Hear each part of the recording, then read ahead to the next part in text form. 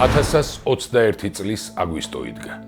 დავით აღმაშენებლის მეთაურობით ქართული ჯარი დიდგორის მისადგომებთან თურქ-სელჩუკთა კოალიციური ჯარის წინააღმდეგ საქართველოს ისტორიაში ერთ-ერთი პირველი დიდი გამარჯვებისთვის ემზადებოდა.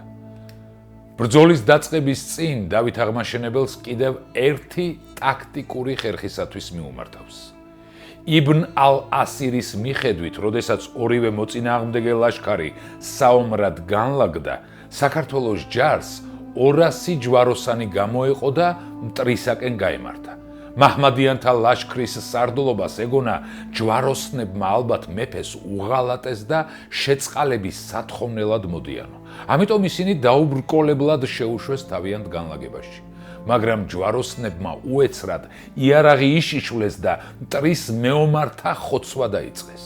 ეს სავსებით მოულოდნელი იყო მოწინააღმდეგისათვის, რამაც ცხადია მტერი დააბნია და ეს იყო დღე, რომელმაც შექმნა ძლევა ისაკვირველი, დღე დიდი გამარჯვებისა.